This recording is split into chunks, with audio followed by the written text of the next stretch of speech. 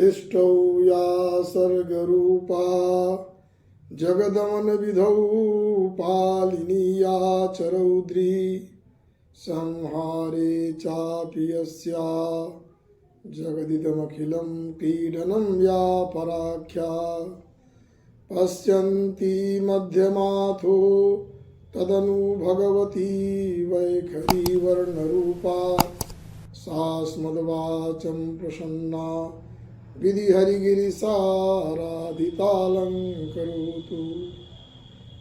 वाणी विनायकाभ्यां नमः। और हमारे पास कुछ प्रश्न आए हैं, उनका समाधान मैं करने जा रहा हूँ। एक प्रश्न आया है रमेश तिवारी के द्वारा, जिन्होंने स्वाहा शब्द और सुधा शब्द के विषय में व्यापक जानकारी चाहा है, निवेदन किया है व्यापक जानकारी के लिए।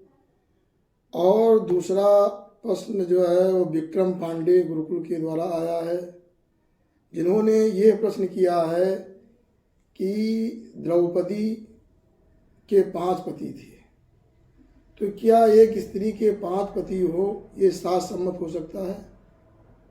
और उन द्रौपदी को पूज्य भी माना जाता है। महाराज युधिष्ठिर जो धर्म के अवतार हैं, उन्होंने उसे स्वीकार किया, तो इसमें इसका क्या रहस्य है?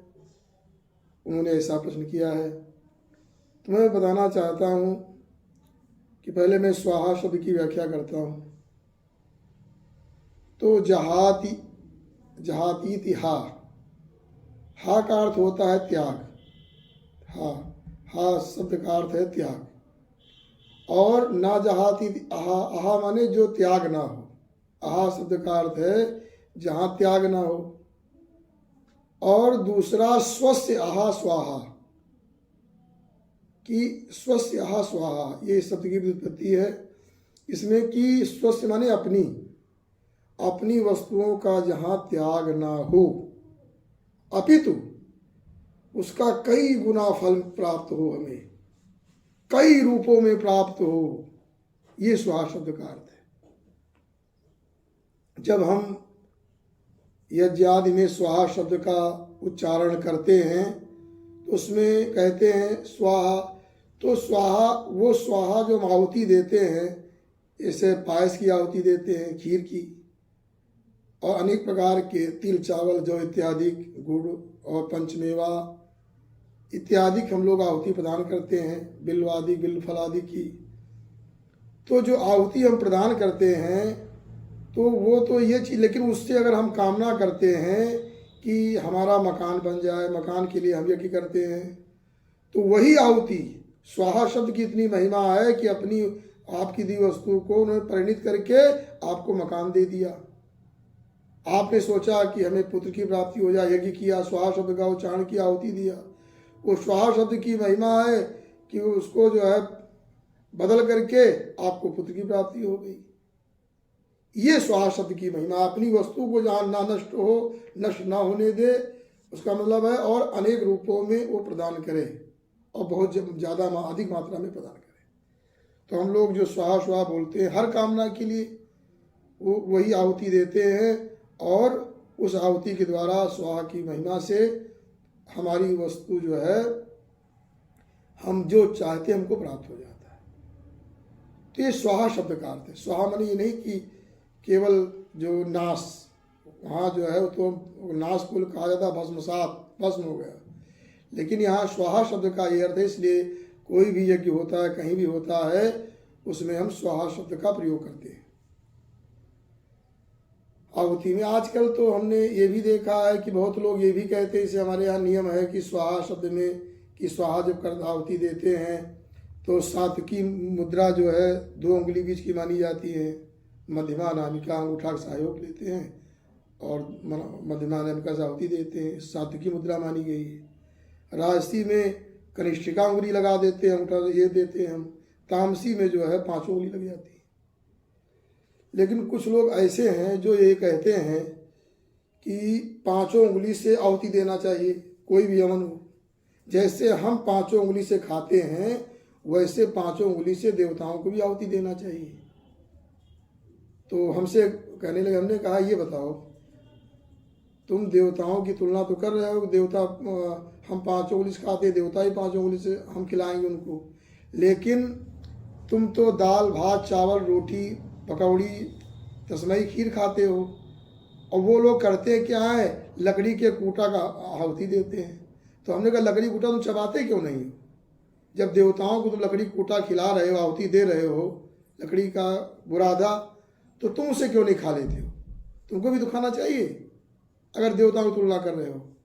ऐसे मनमुखी बुद्धि वाले भी अपना विचार रखते हैं। लेकिन अब आगे मैं बढ़ता हूँ कि स्वधा शब्द का अर्थ क्या है। तो स्वधा शब्द का अर्थ दधाति, इस जो दधाति है वही धा, तो जो धारण करे, स्वधा स्वस्य, स्वधा स्वस्य धा, अपनी वस्तुओं को, हमारी दी गई वस्तुओं को जो धारण कर ले, नष्ट ना होने दे, वही स्वधा भी है। जो हम कुछ देते हैं, स्वधा शब्द का उच्चारण करते हो, नष्ट नहीं होता है, वो हमारे पितृगणों को प्राप्त हो जाता है। स्वाहा स्वधा दोनों अग्नि की पत्नियां हैं। स्वाहा शब्द बोलने से देवताओं को आहुति, जिस देवता का हम नाम लेंगे, वरुणाय स्वाहा, विष्णवे स्वाहा, तो उन देवताओं को वो प्राप्त होगा स्वाहा के द्वारा। और स्वधा शब्द से पितरों की तृप्ति होती है।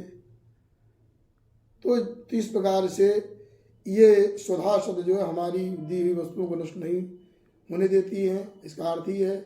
और ये जो है पितरों को पहुंचाती है। इसलिए हम लोग तर्पण भी करते हैं, कहते हैं पुरुष को करते हैं तस्मै शुदा तस्मै शुदा तस्मै शुदा, और जो अगर महिलाओं करते हैं तस्से शुदा तस्से शुदा तस्से शुदा। और भी श्राद्ध आदि में हम शुदा शब्द का प्रयोग करते हैं। यहाँ तक कहा गया जहाँ किसी के पास कुछ नहीं है, अगर पिता की तिथि आ जाए तो ना कुछ करे, सुधा शब्द का उच्चारण ही कर दे तो उसके पितर तृप्त हो जाते हैं। इतनी सुधा की महिमा है। तो स्वाहा सुधा दोनों बहुत ही व्यापक शब्द हैं। इनके अर्थ को समझना चाहिए, इनका प्रयोग करना चाहिए। और दूसरा मैं बता रहा हूँ कि श्री मार्कंडेय पुराण में बताया गया है यस्या समस्त सुरता समुदीरणेन तृप्तिं प्रयाति सकलेषु मखेषु देवी स्वाहा शिवै पितृगणस्य च तृप्ति हेतु रुच्यार्यसे त्वमत एव जनैः सुधा च। कि यस्या समस्त सुरता, सुरता माने सुराणाम समूहा सुरता, देवताओं का जो समुदाय से सुरता कहते हैं। आपके मंगल में नाम स्वधा नाम का उच्चारण करने से तृप्ति को प्राप्त हो जाते हैं। और यज्ञ में अगर स्वाहा न बोला जाए तो किसी देवता की तृप्ति, सारा अन्न उसी में डाल दो, जो कुछ साकल उसमें डाल दो, नष्ट हो जाएगा। लेकिन स्वाहा शब्द की महिमा है, वो समस्त देव समुदाय को तृप्त करने की क्षमता है, तृप्त कर देता है स्वाहा शब्द। और स्वधा शब्द से सारे पितृगणों की तृप्ति होती है। आपका नाम स्वाहा भी सुधा कहा गया है कि जयंती मंगला काली भद्रकाली कपालिनी दुर्गा क्षमा शिवा धात्री स्वाहा सुधा नमोस्तुते। ये स्वाहा सुधा देवी को नमस्कार किया गया है। ये हमारा परम कल्याण करने वाली दोनों देवियां हैं। तो हमने स्वाहा शब्द के विषय में बताया, और दोनों ही देवियां हैं, ये बहुत बड़ी महिमा है। अब आगे जो तीसरा प्रश्न है मैं उस पर चर्चा करता हूँ कि द्रौपदी के विषय में जो चर्चा आई है, तो उसका मैं पूर्व थोड़ा सा दृष्टांत देते हुए इस बात को समझा रहा हूँ कि जब पांडव लोक दृष्टि में दाक्षा लाक्षागृह में जला दिए गए थे लोक दृष्टि से, लेकिन वो जले नहीं थे। विदुर ने भेज दिया था लोगों को, और वहाँ सुरंग बन गई थी, सुरंग के द्वारा वो लोग बच गए थे, 5 पांडव और कुंती। तो इन्होंने धौम ऋषि को अपना गुरु बनाया।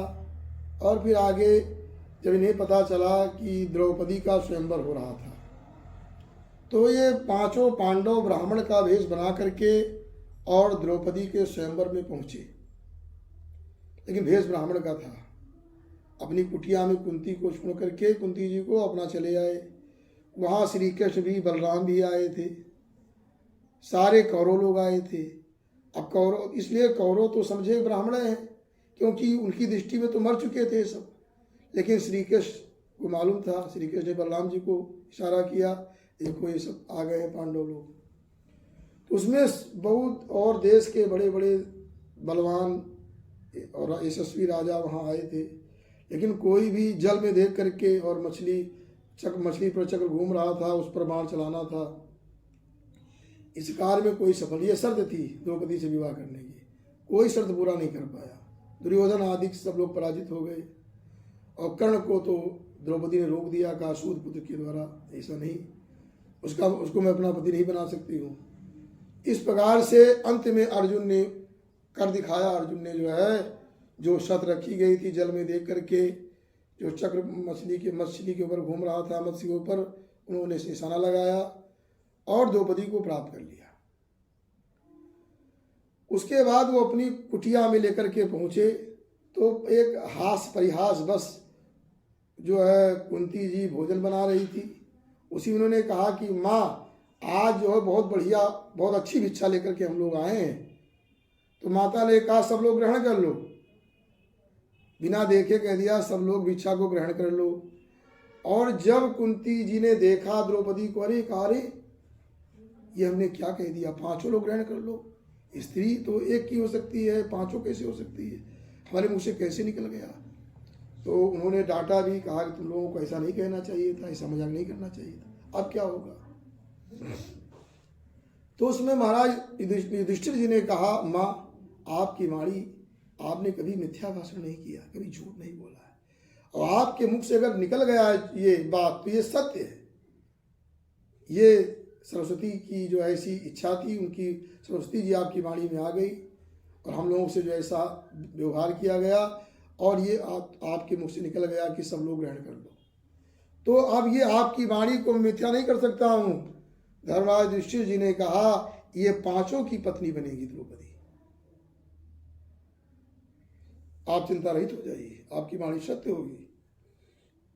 इतनी मात्र भक्ति भी थी युधिष्ठिर की अपनी माँ के प्रति, क्योंकि माँ का जो सबके अधिक सम्मान की होती माँ होती। तो इस प्रकार से अब उधर द्रुपद ने गुप्तचर लगा दिया था, गुप्तचरों ने सारा कुछ देख करके वो गए, जाकर के द्रुपद जी से बताया, कहा ये पांचों पांडव हैं, ये ब्राह्मण नहीं है। द्रुपद को पहले ही थोड़ा संदिग्ध थे कि ये ब्राह्मण नहीं हो सकते हैं। फिर द्रुपद जी ने निमंत्रण दिया, कुंती सहित पांचों पांडव लोग वहां पहुंचे, उनका सत्कार हुआ। उसके बाद राजा द्रुपद ने कहा, भाई अर्जुन ने हमारी कन्या को जीत लिया है, मैं चाहता हूं कि ब्राह्म विधि से, विधि विधान से अर्जुन के साथ विवाह हो जाए, द्रौपदी का विवाह अर्जुन के साथ हो जाए। लेकिन महाराज युधिष्ठिर जी ने कहा ऐसा नहीं हो सकता है, क्योंकि इनका विवाह पांचों के साथ होगा। मेरी माँ ने कह दिया है कि पांचों लोग ग्रहण करो, इसलिए पांचों के साथ विवाह होगा। तो द्रुपद जी ने कहा ये नहीं संभव भाई, ये शास्त्र विरुद्ध है, शास्त्र में ऐसा कहीं नहीं एक स्त्री के 5 पति हो, पति रेको गुरु स्त्री नाम, स्त्री का एक ही पति होता है। औपत्या कुल स्त्रिया, भागवत में भी कहा गया, उपपति होना बहुत बड़ा दोषकारी माना गया, एक पति ही स्त्री का होता है। मनु जी ने कहा पति रेको गुरु स्त्री नाम, वो गुरु होता है। तो कैसे हम 5 के साथ कैसे विवाह कर सकते हैं, और आप धर्मराज होकर के ऐसी बात कैसे कह रहे हैं। धर्मराज युधिष्ठिर ने कहा मेरी माँ ने कह दिया है, तो उनकी वाणी से निकला, कभी मिथ्या भाषण उन्होंने नहीं किया, अगर उन्होंने कह दिया वो सत्य है। लेकिन ये बात जब नहीं बन पाई, उस समय श्री वेदव्यास जी पधारे। वेदव्यास जी का सत्कार सब लोगों ने आदर किया, सत्कार किया गया। जनक जी ने जनक बोल गए, द्रुपद जी ने उनका सत्कार किया, स्वागत किया। उसके बाद ये समस्या श्री व्यास जी के पास रखी गई कि ये समस्या बहुत बड़ी है। महाराज युधिष्ठिर जी कह रहे हैं कि पांचों के साथ द्रौपदी का विवाह होगा, और मैं कहता हूँ कि एक के साथ विवाह होगा। कोई विवाह कर ले, चाहे युधिष्ठिर कर ले, भीम कर ले, अर्जुन कर ले, नकुल सहदेव, कोई एक कर ले, मैं तैयार हूँ, लेकिन मैं 5 के साथ कैसे कर सकता हूँ। तो व्यास जी ने कहा कि जो धर्मराज युधिष्ठिर कह रहे हैं वो सत्य कह रहे हैं, इस कन्या का विवाह 5 के साथ होगा। कहा ये कैसे। कहा कि मैं अपनी दिव्य दृष्टि से देख रहा हूँ, ये विवाह उचित है, ये सामान्य विवाह मत जाइए, क्योंकि ये यज्ञ कुंड से उत्पन्न हुई, ये सामान्य कोई नारी नहीं है। इनमें 5 पति होने पर भी कोई दोष नहीं आएगा। ये निर्दोष रहेंगी, पतिव्रता मानी जाएंगी। द्रौपदी पतिव्रता नारी में ग्रहण की जाएंगी, कोई दोष के अंदर नहीं आएगा। क्यों? ये स्वर्ग की लक्ष्मी है। और ये 5 इंद्र हैं, 5 पांडव बारी बारी ये इंद्र बन चुके हैं और स्वर्ग की लक्ष्मी का भोग कर चुके हैं। इसलिए ये 5 पांडवों से इनका विवाह होने में कोई दोष नहीं। ये पतिव्रता बनी रहेंगी, ना तो आपको कोई दोष है, ना विवाह कराने वाले कोई दोष है, ना इनको कोई दोष नहीं। मैं कहता हूं, जब ऐसा व्यास ने निर्णय किया तो व्यास जी का निर्णय सर्वमान्य, या महाभारत में इस कथा को देख सकते हैं। और ये व्यास जी ने कहा है, इसलिए इस पर कोई आक्षेप नहीं करना चाहिए। लोग बहुत अनाप शनाप बोलते रहते हैं। तो द्रौपदी यज्ञ कुंड से वो अयोनिस थी, कोई योनिस नहीं पैदा हुई थी। तो इसके बाद जो है फिर 5 के साथ क्रम से विवाह हुआ। पहले महाराज युधिष्ठिर के साथ द्रौपदी का विवाह हुआ, फिर भीम के साथ, अर्जुन के साथ, नकुल सहदेव के साथ हुआ। उसके बाद समय आने पर जब हस्तिनापुर पहुंच गए, वहां पर भी नारद जी पहुंचे। नारद जी ने बताया कि आप लोग नियम बना लीजिए, एक समय में एक ही की पत्नी रहेंगी।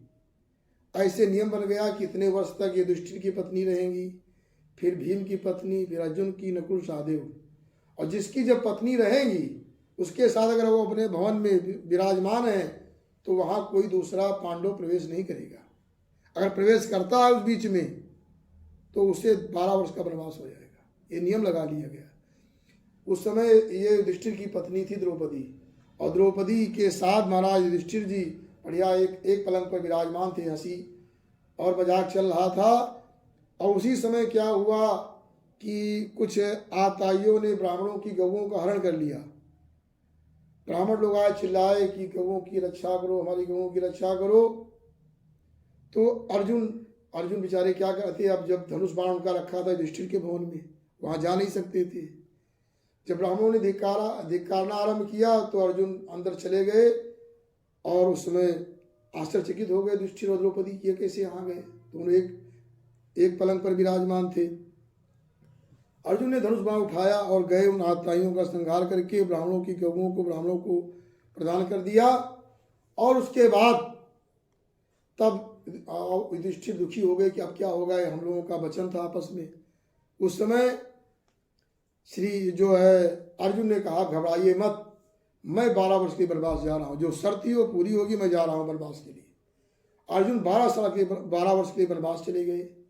उसके बाद जब लौटने का समय आया, द्वारिकापुरी के पास पहुंचे। भगवान श्री कृष्ण ने सोचा कि ये हमारे बड़े भाई दुर्योधन के साथ विवाह कर देंगे, दुर्योधन उचित वर नहीं हमारी बहन के लिए, सुभद्रा के लिए। इसलिए नाटक रच करके और अर्जुन को बुलाया और सुभद्रा को भगा दिया। सुभद्रा को लेकर के अर्जुन हस्तिनापुर पहुंचे और सुभद्रा के साथ भी विवाह हुआ।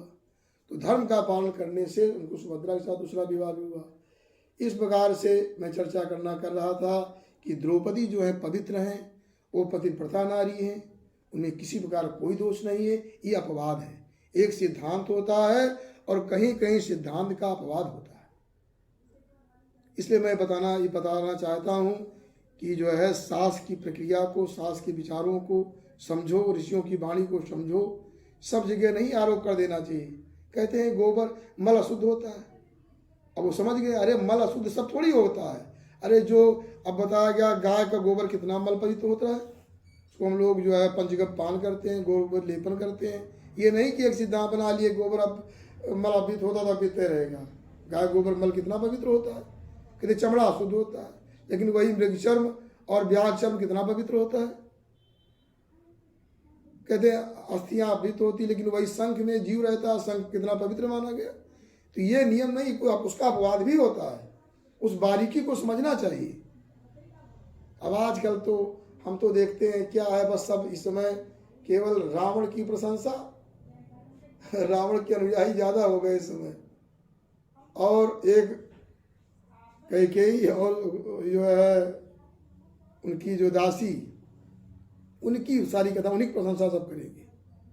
अरे समझना चाहिए, रावण एक लिखा है वाल्मीकि रामायण की जितनी टीकाकार लिखते हैं कि रामवद वर्तितव्यम न रावणवत, राम की तरह आचरण को रावण की तरह नहीं।